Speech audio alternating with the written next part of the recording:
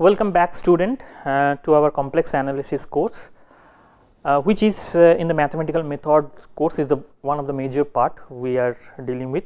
So, in the last class I mentioned something interesting that Z1 greater than Z2, it is a meaningless sentence or meaningless expression. Z1 greater than Z2 with a mod sign is a meaningful expression.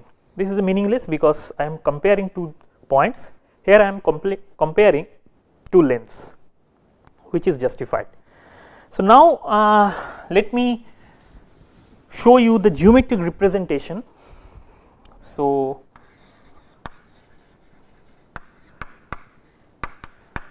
geometric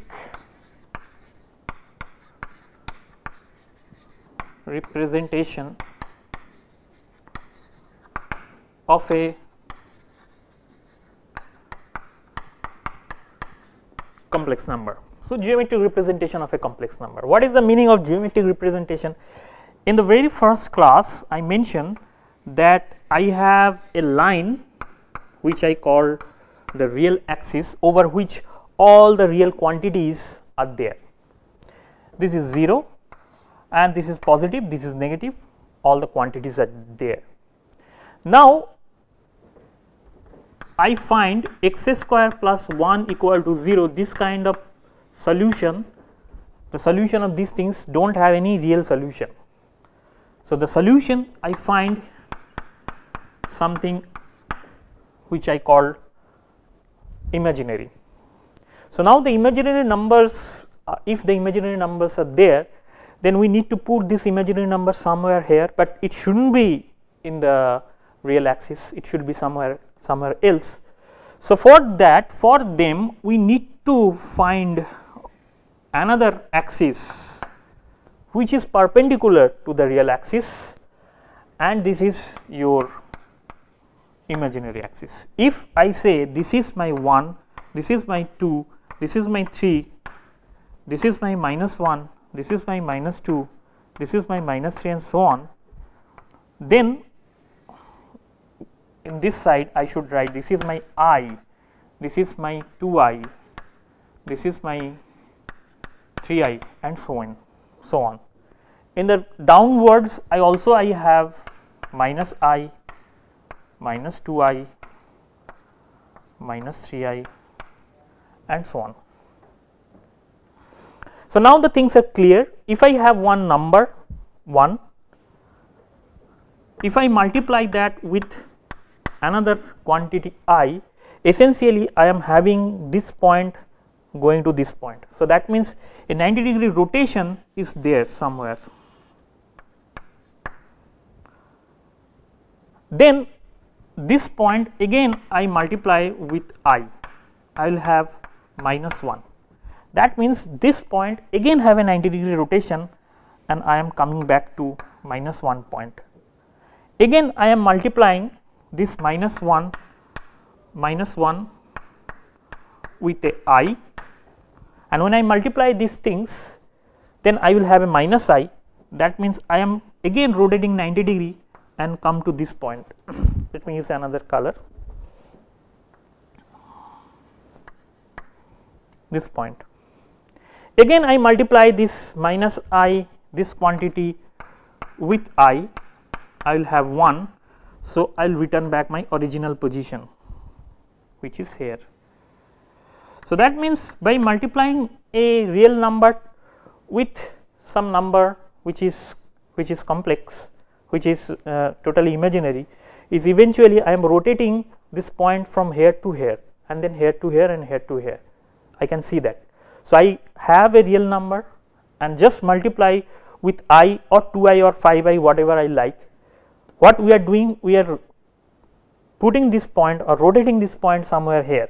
For example, 2 is here, if I multiply with 3I, then I have 6I. It is not a rotation, it will be like this. So, the point is changing, there is something which is changing the angle also. So, that means angle is something which is important, that for the timing we should note, but there is more on that. So, let me now represent a purely complex number. Complex number is something which has a real and imaginary component together.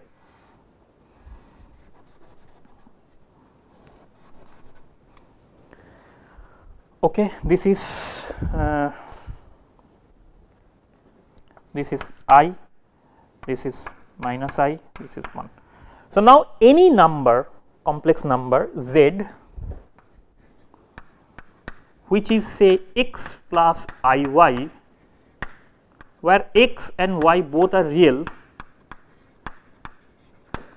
can be placed in this complex plane. This is called the complex plane. Real axis in along x and imaginary axis is along y. So entire plane is complex plane, and all the points, each individual points are the point in the complex plane. So if I write, say I want to find out what is the value of z is equal to 3 plus 2i, x value is 3, I need to go to 3, 1, 2, 3, and y value is 2. So the point is here. So this is the point. So z is essentially gives me a point. That is the thing last class we mentioned. This is the thing which is giving you the point. Now I want to find out another point. This is z1, another point z2, which is say 2 minus I. Okay, this is also another point. Where the point locates, it is 2, 1, 2 and 1 in the downstairs, because it is minus I. So somewhere here. So the point is here. So z1 and z2 are merely representing 2 points in the complex plane. That's all. It is not more than that. It is just 2 points which are representing 2 things in 2 points in the plane. Now if I want to say that z1 is greater than z2, that I mentioned in the last class, that obviously meaningless, because this point and this point are just merely point. But now if I say mod of z1 is greater than mod of z2, that is meaningful. That is meaningful. Why? Because mod of z1 is nothing but the length of these things from 0. This is your mod of z1. What about mod of z2? Mod of z2 is also the length of these things. So how I calculate the length? We know that if this value is 3, this value is 2, the length is nothing but 3 square plus 2 square root over of that. So it is nothing but z3 is nothing but 3 square plus 2 square whole to the power half, which is, by the way, is the norm of this quantity, the mod of this quantity. So mod of z1, we know by formula it is root over of x1 square plus y1 square. If it is represented by x1 and y1, then it is here, it is nothing but 3 square plus 2 square to the power that. So that means 9 plus 5 whole to the power of half. In the similar way, we have this quantity, this length is nothing but this mod of these things, which is this length, and this length is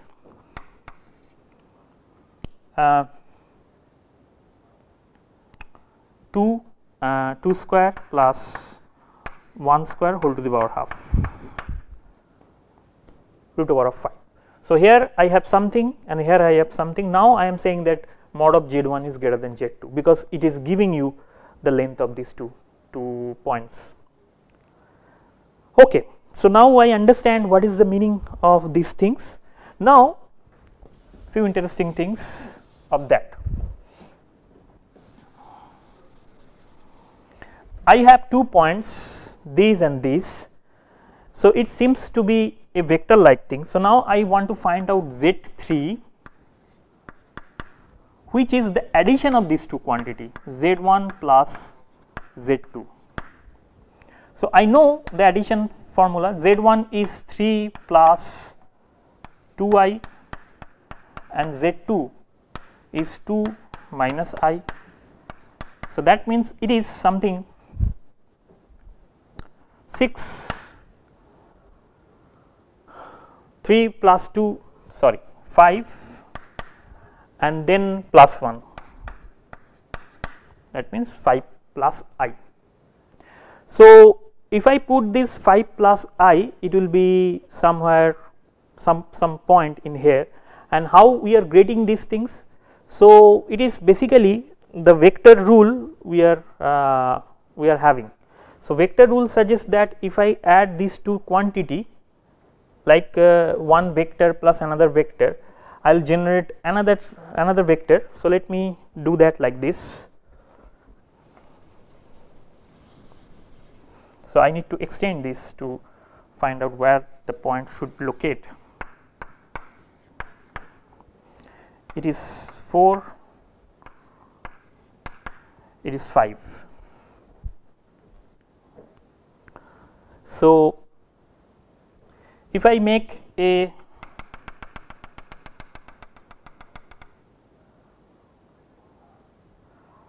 parallelogram to this quantity, my scaling is not correct, but if it is correct, then it should be somewhere here, and if I add these two things, this is a vector parallelogram. So, 5 plus I is somewhere here, 5 and this is I. So, my addition of two things give me another point, which is this is my Z3. But Z3, as I mentioned, this is the addition of Z1 and Z2. Z1 is this, Z2 is this. If I consider these two as a vector, then this is nothing but the vector addition of these two quantity. It is nothing but the vector addition of this quantity. So, this quantity red line is basically gives you this point, and this red line is basically gives you mod of Z3, the length of these things.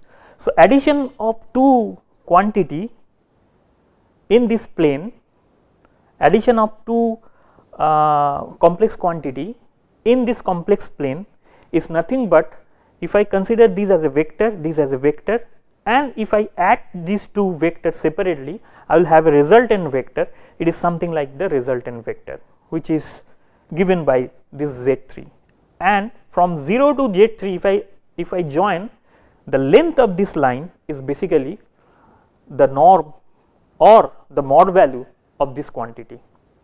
So, from this we can now say one important thing. If Z1 and Z2 is this, if I want to find out what is the relationship between mod of Z1 and these things, so mod of Z1 is equal to mod of Z1 plus mod of Z2, this. Now, we know that this is the third angle, this is 1, this length and this length are same. So, from here we can have one important identity, mod of Z1 plus mod of Z2 will be always less equal to, sorry, always greater or equal to mod of Z1 plus Z2. Mod of Z1 plus Z2 is nothing but Z3, which is the sum of these two. So, these two are, if I make a mod of these things, it will be always be less than whatever, and this is nothing but the triangular law. So, you know the triangular law, two sides, if add up two sides is always greater than the third side in a triangle. So, here we are using these two, and this is a very well known law in complex analysis. Okay. In the similar way, I can, let me erase this because I believe you now understand the entire concept of these two.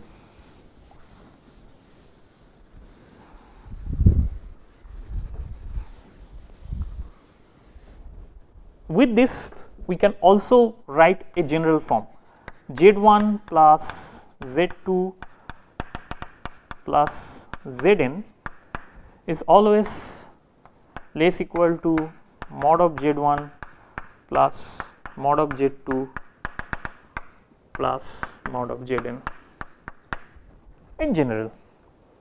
In the same way, if I trying to add, this is my one vector, this is my another vector, this is my another vector, and if I add these two vector, resultant vector, so this plus this always be greater than this. Okay. Now the next thing is that so far we are dealing with the complex numbers, and these complex numbers are represented in Cartesian coordinate. So Z is represented by x plus iy. In Cartesian coordinate I am representing that, and also we find that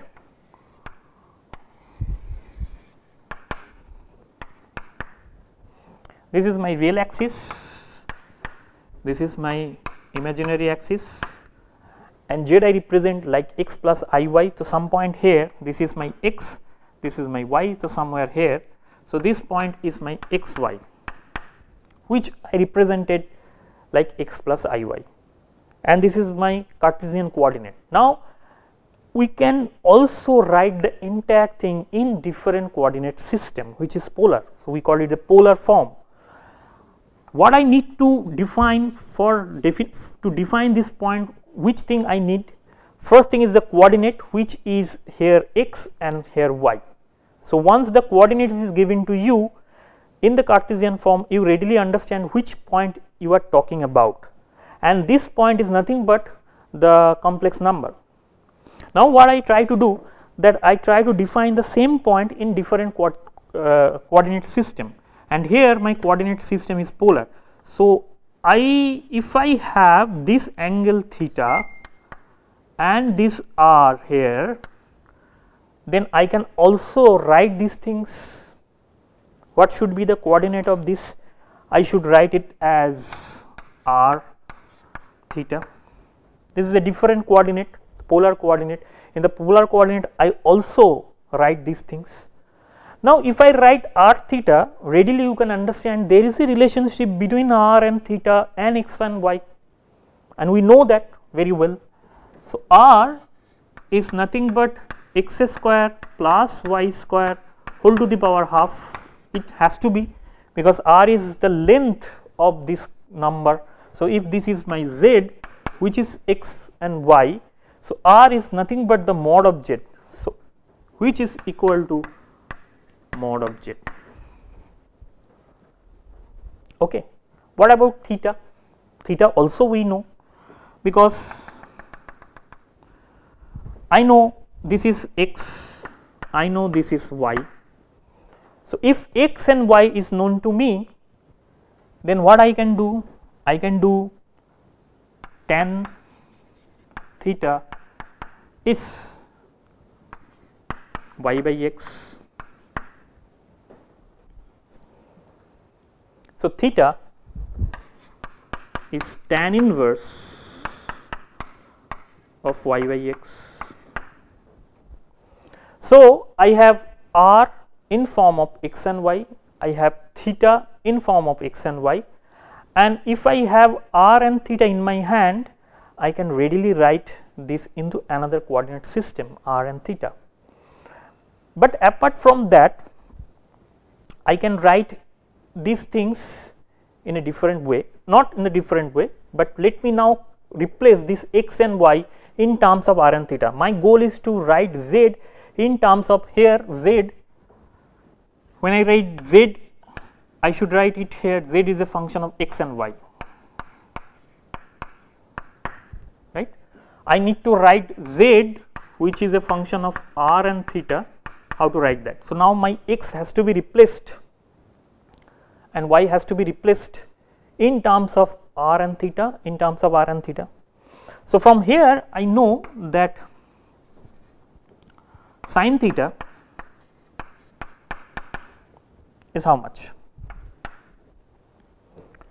This divided by y divided by r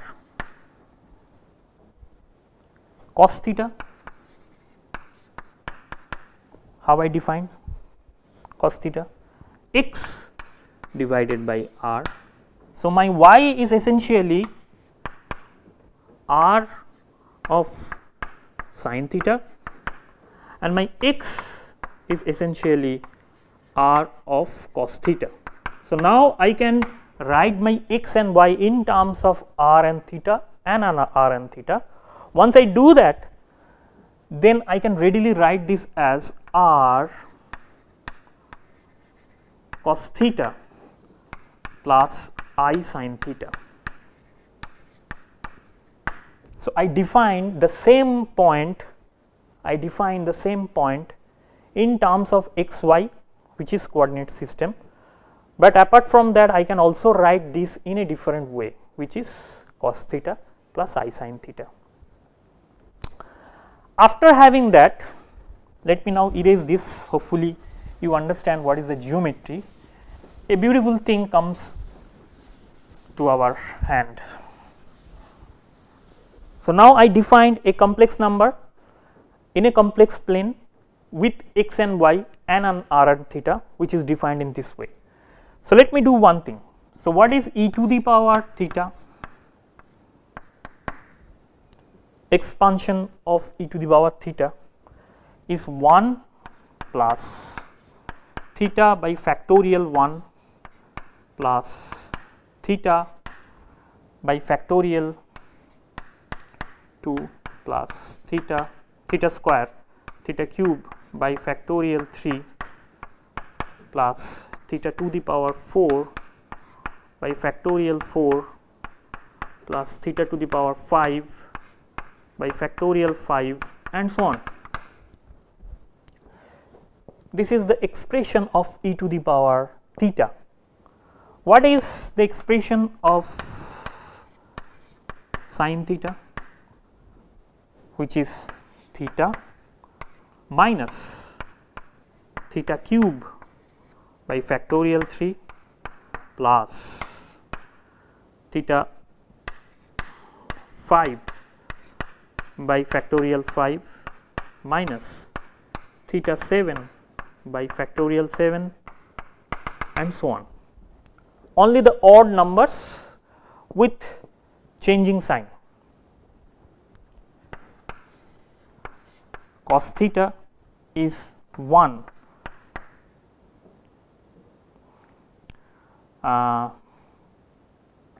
cos theta is 1 minus theta square by factorial 2 plus theta to the power 4 by factorial 4 minus so on. Even term, even power with changing sign.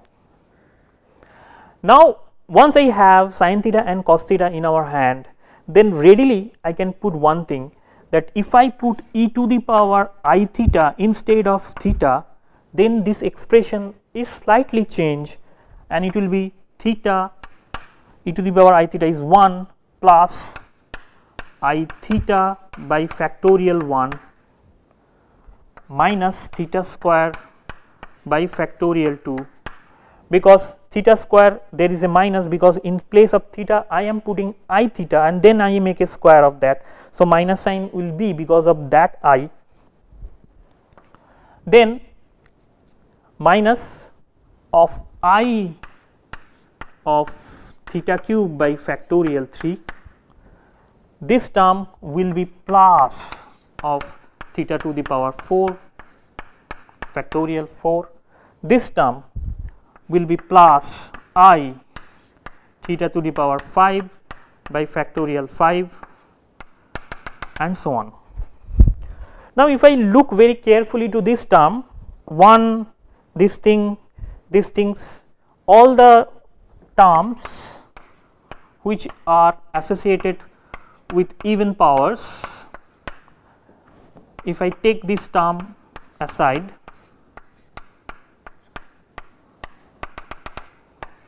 I will have one series. And what about this theta and this theta which is associated with the odd powers? So, what I will do that I will take I common of that. If I take I common, then I have theta factorial 1 plus minus theta cube factorial 3 plus theta to the power 5 factorial 5 and so on. So, it is like a miracle, we have one series which is cos and one series which is sine just multiplied by I. So, this is cos theta plus I sine theta. So, e to the power I theta is nothing but cos theta plus I sine theta, which I show you meticulously, which is called the Euler's formula, which is a famous formula.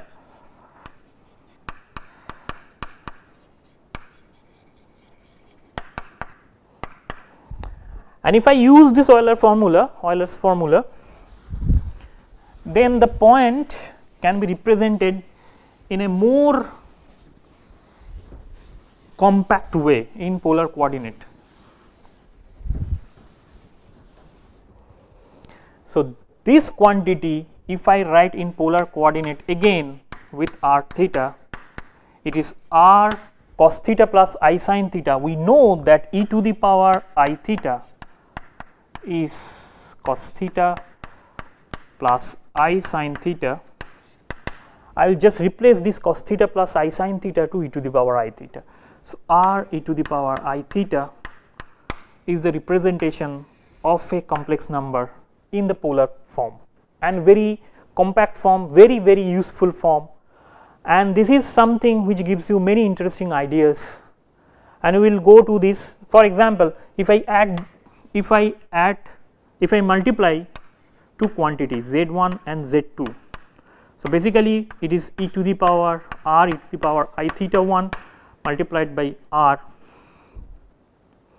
2 e to the power I theta 2. If I do that, then I can write it as r1 r2 e to the power of I theta 1 plus theta 2. Essentially, what is the meaning of that? R1 and R2 if I write big R, and theta 1 and theta 2 if I write big phi. So, my after multiplication I have a new number, new complex number, I call it Z3. So, Z3 is now represented in polar form, but the interesting thing is that here we have one angle, here we have another angle. So, two points are like this. This is my Z1, this is my Z2. This point is R1 theta 1 and this point is R2 theta 2. When I multiply these two things, these two quantity, then we have another quantity whose amplitude is R1 multiplied by R2, something bigger than that, and not only that, the angle is this angle plus this angle. So, I will have something here at this point after making the multiplication of these two quantity. So, apart from that, there are many interesting things that we will find in the next class, where we do many things with this form.